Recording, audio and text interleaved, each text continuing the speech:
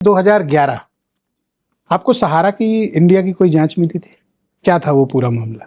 देखिए, सहारा का एक रोल आया था, 2G का इन्वेस्टिगेटिंग ऑफिसर मैं था। 2G इन्वेस्टिगेशन बहुत बड़ा इन्वेस्टिगेशन था, सुप्रीम कोर्ट मॉनिटर कर रहा था। एक कंपनी के साथ सहारा का भी इन्वॉल्वमेंट था, इन्होंने अपनी गारंटीज उसको दी थी जिससे वो कंपनी एलिजिबल हुई। वो अदरवाइज कंपनी एलिजिबल नहीं थी, तो जो इन्होंने ज्वाइंट में, तो उसमें उनको समन्स गए, इन्वेस्टिगेशन हुआ, तो सहारा वाले तब आते थे। ये 2G एयरसेल मैक्सिस वाली जांच थी? जी जी जी, 2G एयरसेल मैक्सिस वाली। पर वो विवाद बड़ा लंबा आपका खींचा, अब वो और आपके खिलाफ 40-50 मेंबर ऑफ पार्लियामेंट्स ने उस वक्त पत्र लिखा। क्या था वो प्रकरण? अब उन लोग को, मुझे लगता है, थोड़ा सा यूज टू नहीं थे। उन लोग को लगता था कि कैसे कोई एजेंसी हमको सम्मन कर सकती है, कैसे कोई एजेंसी हमसे पूछ सकती है।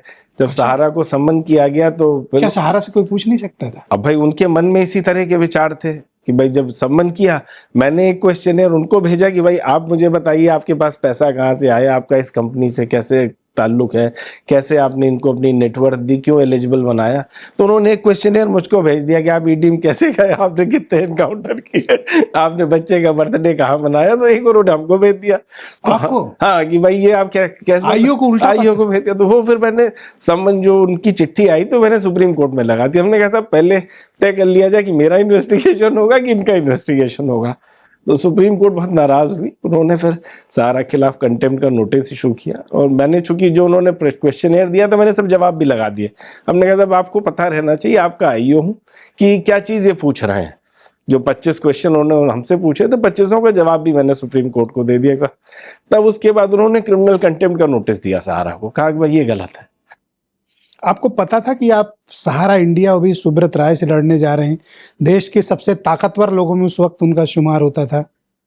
थोड़ा हिचकिचाहट नहीं हुई? लखनऊ का बैकग्राउंड आपका, और किससे लड़ने जा रहे हैं ये पता था? नहीं, वो तो देखिए सहारा सभी जानते थे सहारा क्या है, लेकिन अब क्या बोला जाए, मतलब यार हम लोग भी अपना काम कर रहे थे। अब भाई सुप्रीम कोर्ट ने एक इन्वेस्टिगेशन दिया है, आईओ से रेगुलर रिपोर्ट लेता है, रेगुलर बुलाते थे हम लोग को, सुप्रीम कोर्ट में रोज जाना पड़ता था। तो इन्वेस्टिगेशन तो वहां से मॉनिटर्ड था। क्या हाई हैंडलिंग की कोशिश हुई थी आपकी? नहीं, वो दबाने की कोशिश? देखिए, इस तरह का सब भेजना, फिर न्यूज में पब्लिश करना, फिर एमपीओ से कंप्लेंट लिखवा देना, ये तो एक तरीका ठीक नहीं है। मेरा मानना है किसी भी एजेंसी के किसी भी अफसर के साथ ये नहीं करना चाहिए। आपको बदनाम करने की कोशिश हुई थी? अब वो तो सारे तरीके अपनाए गए थे। कैसे आपने हैंडल किया? नहीं, सुप्रीम कोर्ट, मैंने तो ऑनरेबल सुप्रीम कोर्ट के सामने सारी चीजें रख दी, तभी उन्होंने कंटेम्प्ट इशू किया और जांच और आगे बढ़ा दी। फिर मेरे अंदाज से वो पहला ऑर्डर था सुप्रीम कोर्ट का, उन्होंने बार किया कि इनके खिलाफ कोई स्टोरी नहीं पब्लिश होगी। सारे मीडिया को उन्होंने, सुप्रीम कोर्ट ने बार कर दिया कि राजेश्वर सिंह के खिलाफ, आईओ है 2G के, कोई स्टोरी नहीं पब्लिश कर सकता है। तो उसके बाद फिर इन्वेस्टिगेशन आगे बढ़ा, फिर तो बाकी सबने देखा ही क्या हुआ।